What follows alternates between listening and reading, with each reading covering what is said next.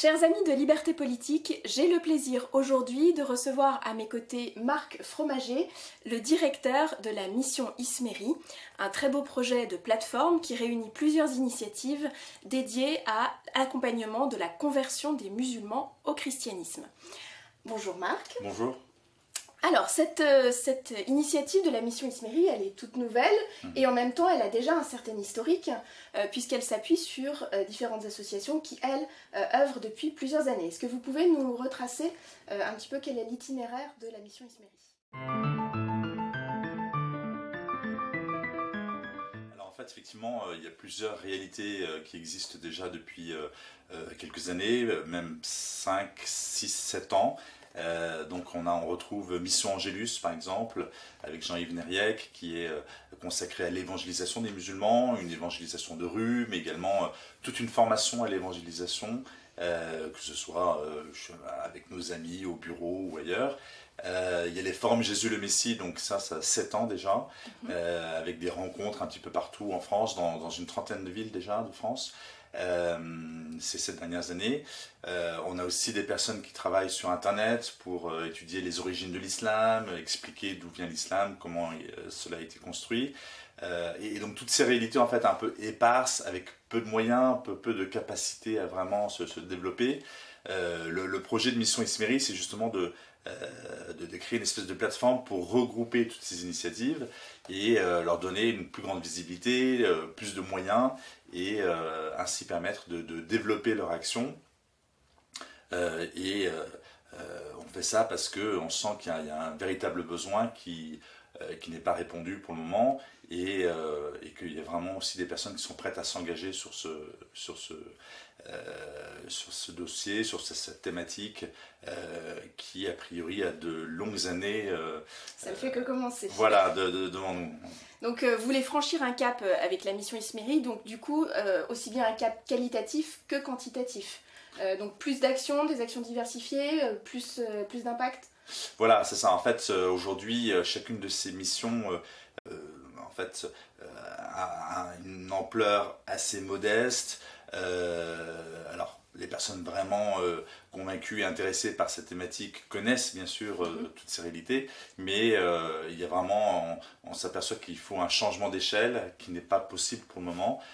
Parce que chacune de ces réalités reste un petit peu confinée avec peu de moyens. Et donc l'objectif, c'est vraiment dans un premier temps, donner des moyens à chacune de ces réalités pour changer d'échelle et puis aussi à terme susciter de nouvelles initiatives, de nouveaux projets qui viendront s'agréger et tout ce qui pourrait concerner ce thème sera le bienvenu. Alors soit avec des nouvelles initiatives ou des initiatives existantes qui viendraient rentrer dans le projet, soit ensuite des partenariats, des collaborations ponctuelles avec d'autres acteurs de la mission auprès des musulmans, parce qu'il y en a quand même plusieurs en France. L'initiative à la base est portée par des laïcs. Est-ce que dans vos rangs vous avez également des membres du clergé? Quel rapport entretenez-vous aussi bien avec le clergé, donc les prêtres, qu'avec la hiérarchie ecclésiale et en particulier évidemment avec les évêques? Alors effectivement au départ c'est vraiment une initiative de laïcs. Par contre chaque fois, par exemple les forums Jésus le Messie, chaque fois on envoie une information au diocèse, à l'évêque. Certains évêques ont déjà participé à ces rencontres. Et donc l'idée pour nous c'est évidemment d'approfondir ce lien avec l'Église catholique en France et de un peu institutionnaliser cette plateforme. Donc l'idée ce sera bien sûr de multiplier les contacts auprès des diocèses. D'ores et déjà, on a un contact extrêmement fort avec le diocèse de Paris. On est pour le moment basé à Paris, évidemment, même si toutes ces activités ont déjà eu lieu dans plusieurs diocèses de province. Et donc il y a un prêtre d'origine libanaise, le père Ramzi Saadé, qui a été nommé par Monseigneur au Petit pour justement suivre tout ce qui est évangélisation des musulmans, mission auprès des musulmans. Et donc c'est notre interlocuteur privilégié pour le moment au niveau du diocèse de Paris. L'avantage c'est qu'effectivement il y a une espèce de reconnaissance de notre activité. l'idée, c'est que petit à petit, eh bien, en augmentant le volume d'activités ailleurs en province, on puisse avoir de plus en plus de...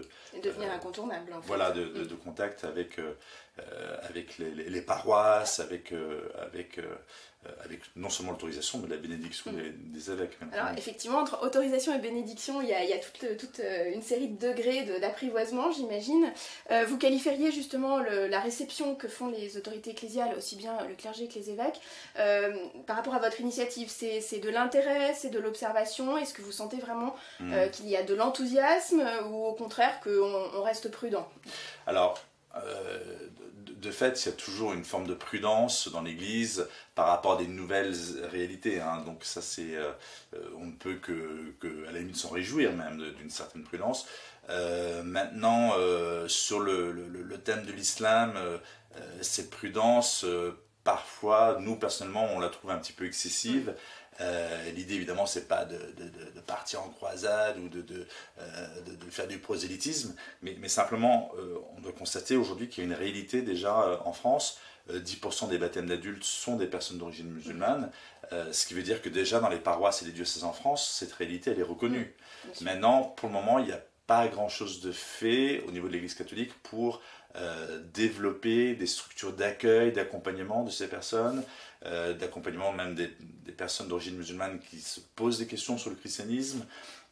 Moi j'ai plein d'exemples de témoignages de musulmans qui ont essayé de rencontrer des prêtres, qui ont essayé de sonner aux paroisses et à la fin ils finissent par aller chez les évangéliques ou des protestants, alors peut-être qu'ils ont plus de personnel, plus de moyens en ressources humaines pour accueillir les gens, mais c'est aussi peut-être un état d'esprit. Et donc parfois nous on déplore un manque alors il y a un manque de moyens, certes, peut-être, de moyens humains au niveau de l'Église catholique en France, mais aussi un manque d'audace, d'enthousiasme pour, ne serait-ce qu'encore une fois, répondre à des besoins, à accueillir ces gens, à les accompagner, et aussi à proposer le christianisme de manière plus générale. C'est vrai, et je vous félicite d'avoir choisi pour le nom de votre organisme le très beau mot de mission, mais c'est vrai que le mot de mission aujourd'hui c'est un mot qui n'est pas toujours évident et qui n'est pas toujours accepté parce que on va dire, voilà, comme vous le disiez, vous faites du prosélytisme, vous venez vous imposer, etc. Et c'est vrai que nous on a pu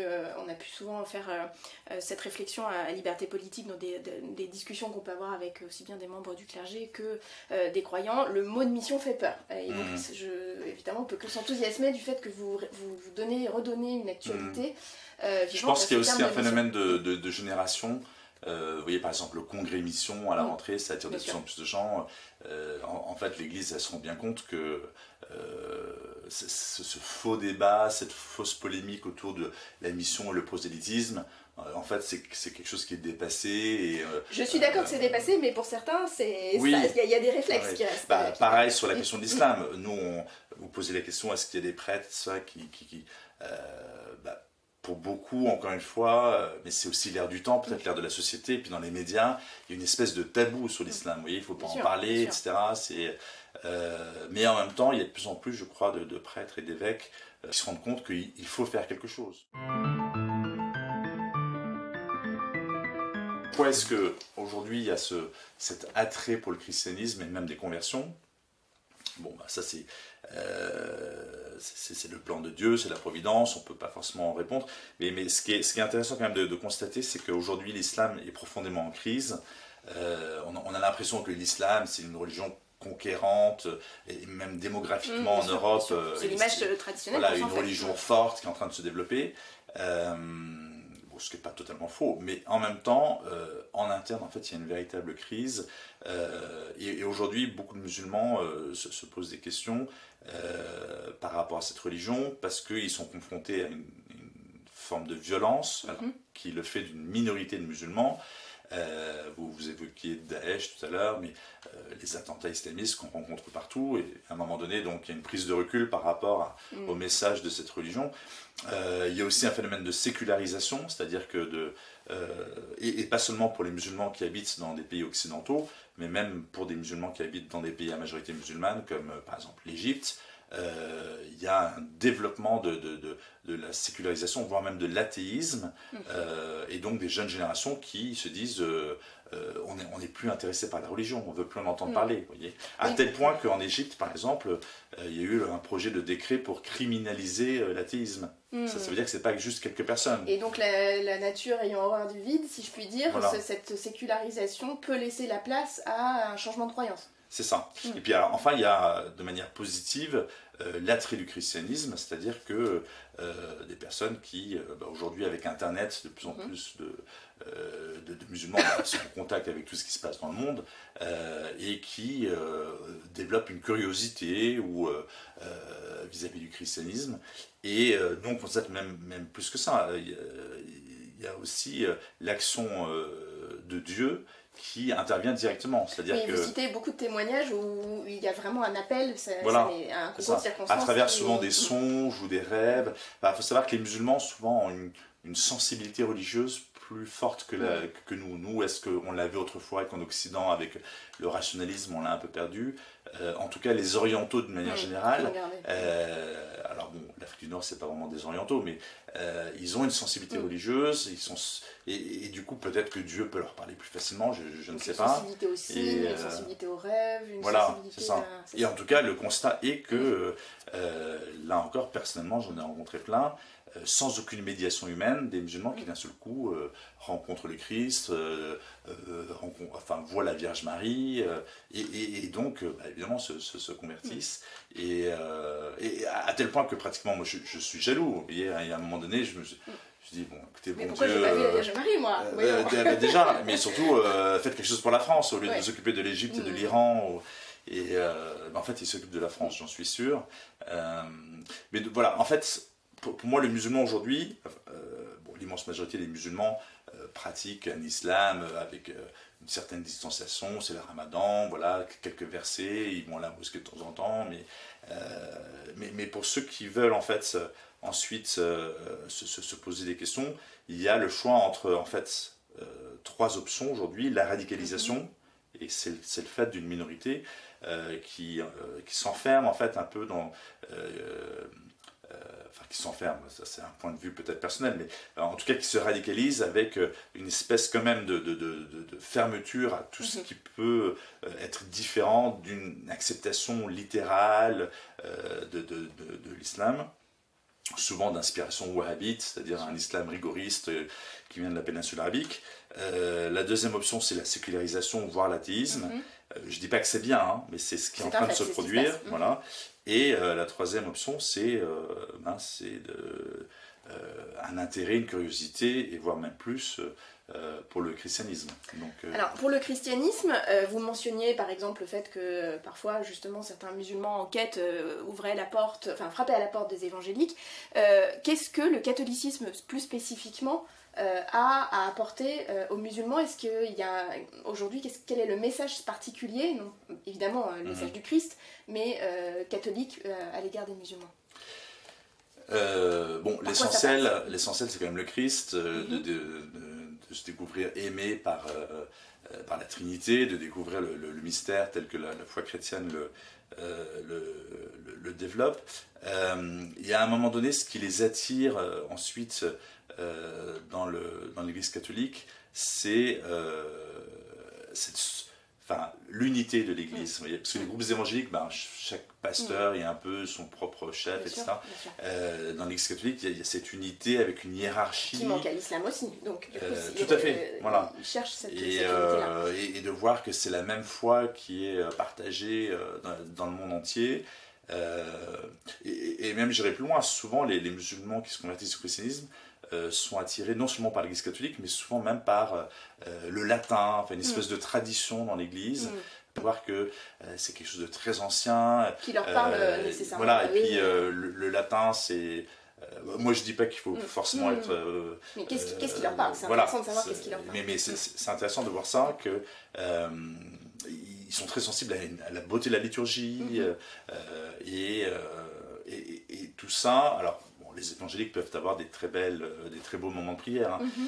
Souvent au niveau musical, d'ailleurs, ils sont quand même mieux organisés que nous. Mais à un moment donné, ça ne suffit pas, apparemment. Ils ont besoin de rentrer dans le mystère de l'Église, dans le mystère d'une belle liturgie, et puis dans le mystère du latin, peut-être, je ne sais pas. Puis la force d'une institution aussi, voilà, effectivement, qui se voit dans des signes qui ont traversé les siècles, l'architecture, tout ça, on peut imaginer. Alors évidemment, en vous posant cette question sur le catholicisme, j'ai ma petite idée derrière la tête. Vous avez appelé Mission Isméry. Isméry, c'est une femme, c'est une princesse musulmane, comme je l'ai appris, grâce à vous, donc merci de m'avoir fait découvrir cette très belle figure de femme. Et il y a la Vierge Marie, parce que dans Isméry, on pense, nous, évidemment, on entend Marie, presque. Donc, est-ce qu'il y a un rôle marial particulier dans la conversion des musulmans? Alors oui, ça c'est reconnu de manière assez large. Les musulmans ont une vénération pour la Vierge Marie. D'ailleurs, ils aiment normalement le Christ aussi, qui est un prophète pour eux, mais on a presque l'impression qu'ils aiment le Christ parce que c'est le fils de la Vierge Marie. Alors que nous, on aime la Vierge Marie parce que c'est la mère du Christ. Très certainement, la Vierge Marie est une passerelle pour les musulmans, souvent, hein, pas de manière automatique et constante, mais la Vierge Marie, on s'en aperçoit expérimentalement, et souvent un moyen, ou une médiatrice pour toucher le cœur des musulmans. Alors Isméry, vous le disiez, en fait c'était la fille du sultan en Égypte à la fin du XIIe siècle, qui... en fait, c'est au moment des croisades, il y avait 3 chevaliers francs qui avaient été capturés en Terre Sainte, qui s'étaient retrouvés prisonniers en Égypte. Le sultan voulait absolument qu'ils se convertissent à l'islam, et donc il les menace des pires tortures, mais rien n'y fait. Après, il leur envoie des théologiens très doctes pour leur convaincre de la fausseté du christianisme, rien n'y fait. Et du coup, en dernier recours, il envoie sa fille, qui est extrêmement belle, mais qui est aussi très instruite au niveau de la religion. Et là, rien n'y fait toujours, et les chevaliers lui parlent de la Vierge Marie. Voilà. Et dans la nuit, elle a une apparition de la Vierge Marie, cette fameuse Isméry, et du coup, elle se convertit, et elle s'enfuit avec les 3 chevaliers. Ils se retrouvent en France, et elle a fini ses jours, après avoir été baptisée, etc., en France, près de Laon, dans ce qui est devenu le sanctuaire Notre-Dame de Liesse. Voilà. Et nous, on trouvait ça intéressant, enfin beau, et puis cohérent, parlant, d'avoir pour le nom de cette association, de ce projet, le nom d'un converti, enfin d'une convertie. Et pas de n'importe quel converti, puisqu'il y a un lien qui s'établit entre l'islam et la France, puisqu'elle choisit sa terre d'élection une fois qu'elle est convertie, c'est la France. Et d'ailleurs, ça c'est un argument, un fil rouge que l'on trouve dans les arguments que vous pouvez développer à la mission Isméry, c'est-à-dire que cette extraordinaire entreprise de conversion des musulmans, elle est essentielle parce que, évidemment, il y a le souci de partager la foi du Christ, mais parce que c'est quelque chose qui rejaillit sur la France, et qui peut évidemment nourrir spirituellement la France. Pour nous, il y a la conversion des musulmans en France. En fait, elle produit 3 fruits qui sont positifs, prometteurs, etc. D'abord, évidemment, la conversion de la personne. Si on est chrétien, c'est qu'on imagine, enfin, on croit que le Christ, la Trinité, c'est le vrai Dieu, et ce bonheur de se savoir sauvé et aimé par le Christ, on veut le partager. Donc évidemment, le premier fruit positif, c'est la conversion de la personne, mais on s'aperçoit aussi que des musulmans convertis, comme d'ailleurs n'importe quel converti, c'est aussi une grâce pour l'Église, parce qu'il y a une foi, il y a un renouveau de la foi, de l'intensité, et des nouveaux fidèles aussi, puis aussi ce sont souvent les meilleurs apôtres pour ensuite aller témoigner du Christ auprès de leurs frères, ou d'autres d'ailleurs, et d'autres, parce que en fait un musulman converti va plus facilement pouvoir rentrer en contact avec un musulman parce qu'il sait d'où il vient, mais même vis-à-vis de Français d'origine, enfin je veux dire autochtones, des Gaulois on va appeler, d'un seul coup un Gaulois qui voit un musulman converti au christianisme, ça va lui poser plus de questions. Il se dit, lui, il est revenu à une foi que moi j'ai abandonné d'une certaine manière. Ça fait un le témoignage peut être plus fort que de simplement des Français d'origine qui soient chrétiens et qui ne touchent pas du tout les personnes qui aujourd'hui sont indifférentes à la question de la foi. Et le troisième effet positif, c'est effectivement, selon nous, pour la France. C'est-à-dire que ce dont on s'aperçoit, c'est que les musulmans convertis, ils développent en général un amour de la France qui va de pair avec leur foi en fait. Voilà, pour eux c'est inséparable. qu'ils n'avaient pas expérimenté avant, vous voyez. Donc, et du coup là c'est aussi une conséquence positive pour notre pays. Bien sûr. Voilà. À l'heure où évidemment on est saturé jusqu'à plus soif des notions d'intégration et d'assimilation ratée, effectivement on sent que dans la pratique de la foi, eh bien, il y a un amour du pays qui se développe naturellement. C'est ce que vous expérimentez. Alors on ne sait pas si c'est le seul moyen, mais en tout cas c'est une des conséquences immédiates et évidentes, et du coup on ne peut que s'en réjouir.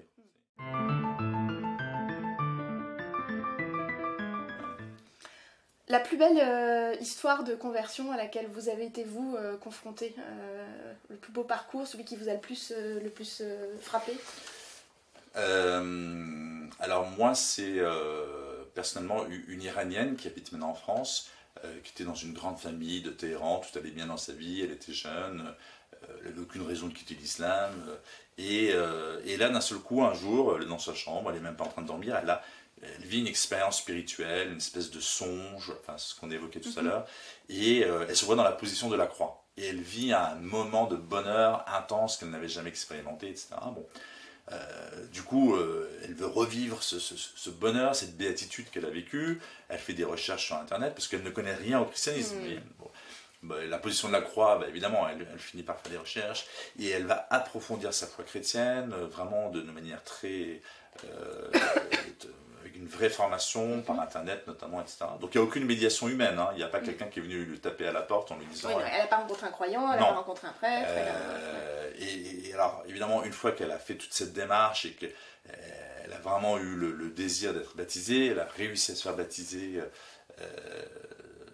en Irak par un prêtre. Alors c'est compliqué parce que les prêtres en général au Moyen-Orient évitent pour des raisons de sécurité personnelle, puis même pour la personne. Ils mettent en danger en fait la personne qui... Oui, et puis ils se mettent en danger eux aussi. Enfin, enfin là en tout cas ça s'est fait, donc elle est restée très discrète là-dessus, mais ses parents ont fini par s'en rendre compte et donc l'ont forcé, enfin l'ont insisté pour qu'elle redevienne musulmane, et donc se sont même mis à la frapper violemment. Et donc aujourd'hui elle est obligée d'aller chez le kiné très régulièrement à cause des séquelles de ce traitement. Un jour, son père excédé veut la brûler vive, lui met de l'essence sur elle et essaie d'allumer des allumettes. Ça ne marche pas. Et à ce moment-là, il y a sa sœur qui arrive en hurlant. Bon, donc ça lui a donné un petit peu de répit. Elle a été enfermée pendant 3 jours dans sa chambre, couverte de carburant, de pétrole. Alors pourquoi 3 jours? Parce que dans l'islam, si vous voulez apostasier, c'est-à-dire abandonner l'islam, vous avez 24 heures pour changer d'avis, si vous êtes un homme, et si vous êtes une femme, vous avez 72 heures, 3 fois plus. Pourquoi? Parce que en fait, la femme est moins intelligente. Donc il faut plus de temps pour revenir il faut plus de temps, voilà. Oui, alors, pour ceux qui regardent cette vidéo, je tiens à préciser que ce n'est pas moi qui dis ça. Je constate, je constate ce qui la jurisprudence et ce qu'eux-mêmes disent et pensent.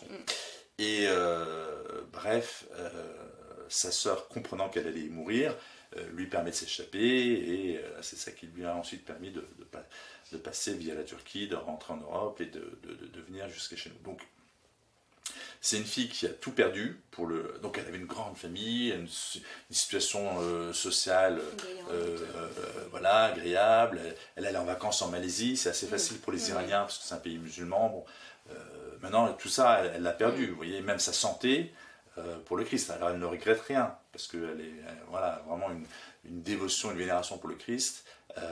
Mais des témoignages comme ça, il y en a plein. Mais ça, en plus, je la connais bien et c'est pour ce genre de personnes que Mission Ismeri existe. Pour apporter le soutien. Et... Voilà, nous en fait on a trois objectifs. C'est d'abord d'accompagner ces personnes, alors qu'elles soient baptisées ou pas, toutes celles qui s'intéressent, qui ont une curiosité pour le christianisme. Après, bon, si elles ne veulent pas aller au bout, c'est libre à elles, hein. Mais de pouvoir voilà, répondre aux questions, les accompagner, ceux qui se qui vont jusqu'au bout, qui sont baptisés, etc. Veiller à ce qu'ils restent aussi en lien avec d'autres musulmans convertis, puis qu'elles soient insérées, ces personnes, dans des paroisses accueillantes, parce que souvent le problème après le baptême en France, c'est que quand vous êtes catéchumène, on vous entoure bien, puis après, une fois que vous êtes baptisé, oui, c'est débrouillez-vous. Hein. Et d'ailleurs, c'est parfois quelque chose dont souffrent les chrétiens eux-mêmes. Oui, j'arrive dans une nouvelle paroisse, ou alors, voilà, c'est ça. C'est un bloc clos. Donc nous, c'est vraiment quelque chose que... Et puis alors, pour certains, c'est plus difficile encore, c'est-à-dire avec cette rupture familiale, sociale et ça. Donc voir comment on peut les accompagner, les aider, éventuellement les mettre à l'abri dans des familles d'accueil.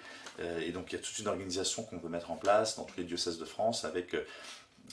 un réseau d'accueil, d'accompagnement pour ces personnes. Ça, c'est la première chose. La seconde chose, c'est toute une formation sur l'islam. Qu'est-ce que l'islam? Parce qu'en fait, beaucoup de nos concitoyens ignorent beaucoup de choses. Enfin, vivent avec deux, trois idées préconçues qui sont véhiculées par les médias et qui sont très incomplètes, voire erronées, évidemment. C'est ça. Et donc tout un travail de recherche, de clarification sur ce qu'est l'islam. Pas du tout dans une optique polémique ou juste les faits, les textes, la jurisprudence, et puis après vous faites votre choix. Et le troisième élément, le pilier, c'est l'annonce explicite, donc l'évangélisation auprès des musulmans.